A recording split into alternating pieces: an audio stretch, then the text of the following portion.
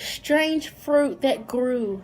What is that even about? Okay, strange fruit that grew is basically a, a blog, a website centering around the black community, the black culture, everything that's going on in the black, well, I'm not going to say everything, but what's going on in the black community, how I feel about what's going on in the black community, because at the end of the day, this is a personal blog, and I'm putting my input about the stuff that's going on, or I'm just simply informing y'all, trying to be unbiased with what I do put out. But one night I was at work just listening to podcasts. What podcast was I listening to? Angry Black Girls podcast. Y'all should really listen to it. It's amazing. But I was listening to Angry Black Girls podcast, and just out of nowhere, I thought of the name, The Strange Fruit That Grew. I was already thinking of a blog about the black community, centering around the black community and the black culture, and I couldn't think of a name, and so I was like, you know what, we're not about to stress ourselves out over a name like we did with Fruity with a Booty.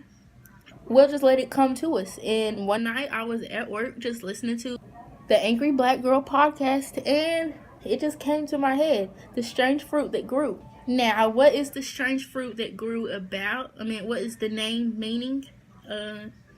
Well, the strange fruit that grew. Do y'all know of Nina Simone? Nina Simone? Okay, well, she had a song called Strange Fruit. In my own words, it was about the lynching and murders of the African Americans, black, brown people in the South or all over America that was going on in her time. She made a song about it, about the lynching of black people and the strange fruit saying the bodies were hanging from these trees and they had a certain smell and they were strange fruit. You know how fruit hangs from trees? Well, this strange fruit was actual human bodies, black bodies. And she made a song about it. And that strange fruit symbolized real humans, real bodies. And to me, that symbolized just black people as a whole, black culture. And I always loved that song. I loved the meaning and what it was saying.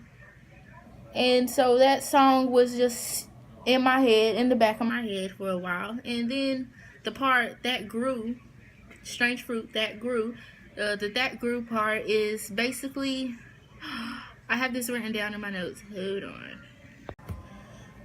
Okay, so the that grew part of strange fruit that grew, for one, it symbolizes we are the descendants of our ancestors. We are the descendants of the people that went through the Jim Crow era from 1877 to 1950.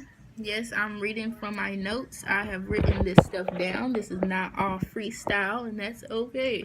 I like to, come with some facts and give y'all a timeline of some of this stuff. So, we are the descendants of the ones that have survived through some of these horrible times, which is Jim Crow era, that was from 1877 to 1950. We are the descendants of them people. We are the strange fruit that grew. And also slavery, of course, from 1619 to 1865. Also the Civil War from 1861 to 1865. We are the descendants of all of them time eras. If it was not for them, we would not be where we are now. We are literally the descendants of these people. Another reason why I came up with the name The Strange Fruit That Grew for my blog is simply for recognizing those that died or were brutally beaten and murdered simply for their skin color or for being quote unquote a black person in America. And just to name a few, we have Emmett Till, we have Walter Scott, he was an unarmed black man shot and killed by police. We have Tamir Rice, a 12-year-old unarmed shot and killed by police.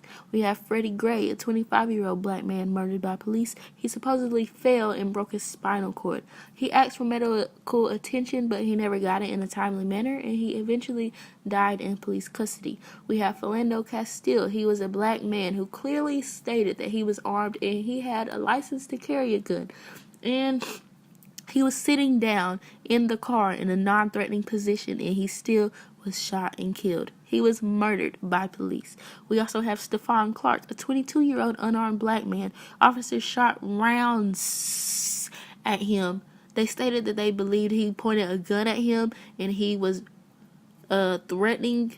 They felt threatened by him, but the whole time he was running in a completely opposite direction as them. And the attorney Anne Marie Schubert stated that the officers had probable cause to stop and detain Clark and that they were legally justified in using deadly force against him. But mind you, I said the whole entire time he was running in a completely opposite direction as the officers. But they had probable cause to kill him, right? Also, we have Terrence Crutcher. He was a motorcyclist who was unarmed and simply standing by his motorcycle during this petty-ass police encounter in Tulsa, Oklahoma. The female officer was found not guilty, like all these other cases that I'm stating. We also have Alton Sterling. He was an unarmed black man shot while pinned down by 2 officers. In the video footage, you can hear the police officer telling him, "Don't move or I will shoot you in your fucking head." All Alton Sterling had said before this was, "What did I do, officer? What did I do, sir?" And the officer responds, "Shut up or I will shoot you in your fucking head." And what happens? He is shot and killed. He is murdered by the police officers. We also have Sandra Bland, an unarmed black female, mysteriously murdered in police custody. I say mysteriously because they told us complete bullshit saying she killed herself by hanging herself, but we all know that is a damn lie. We also have Eric Garner, John Crawford III, Chad Holey, Isaac Woodard. Let's talk about Isaac Woodard. He was a decorated World War II veteran. Only hours after being honorably discharged from the U.S. Army, while still in his uniform, he was attacked and beaten to the point of permanent blindness as he was simply taking a bus home. Still in his uniform from World War II, on his way home, he was brutally beaten to the point of permanent blindness. We also have Michael Brown. We have Trayvon Martin. We have Dontre Hamilton. He was shot 14 times after one officer had already determined that he was not doing anything illegal. Moments later, another officer comes and shoots him 14 times. We have Ezell Ford. We have Dante Parker. We have Tanisha Anderson. We have Akai Gurley. We have Romaine Bryspin. Officers mistook his medicine bottle for a weapon. Please tell me what is sharp about a medicine bottle. Please tell me what is threatening about a medicine bottle. Please tell me what about a medicine bottle makes it look like it's a gun. Officers supposedly mistook his medicine bottle for a weapon.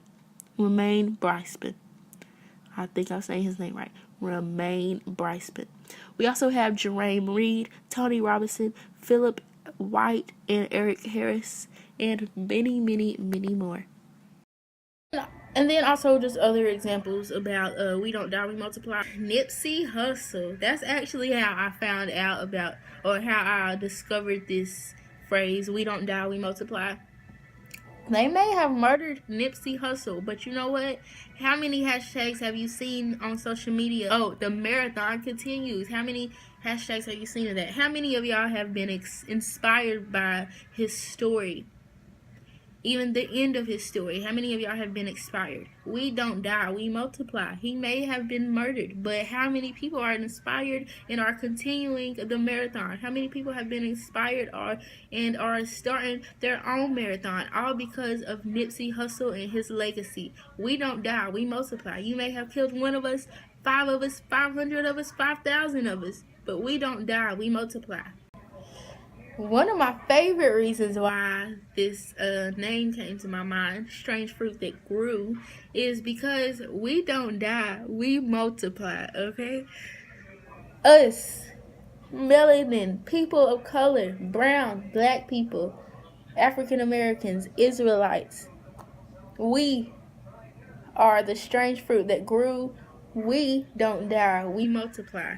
And one of the examples is Malcolm X. If you know Malcolm X and his story, his father, he was murdered at a young age, and for the reason of what they believe is because he was a really strong follower of Marcus Garvey.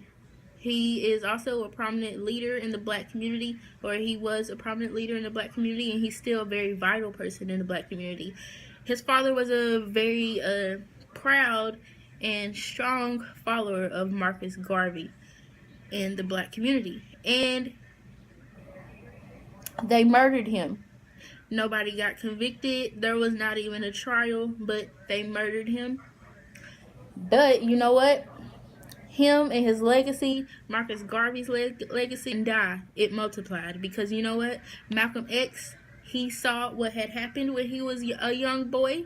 He took from that experience of his father being murdered simply because he was trying to promote leadership, independence, love, knowledge, all of that in the black community. He took from that experience, and he grew up to be Malcolm X. He was not always Malcolm X. He was Malcolm. He was Detroit Red. And then he became Malcolm X. And if you don't know Malcolm X, then are you really living? Everybody knows Malcolm X. Everybody knows what Malcolm X stood for, or they have an idea of what he stood for. Because of what he saw, witnessed, went through when he was a kid with his father being murdered, he became Malcolm X. That's not solely the reason why he became Malcolm X, but that is definitely one of the things. And so that's me correlating that we don't die, we multiply. Yes, they killed his father. Yes, they killed his father, putting out more information about Marcus Garvey, but his son grew up to become Malcolm X, and he spread even more information out into the world than his father was at the moment. You know, we don't die, we multiply, okay?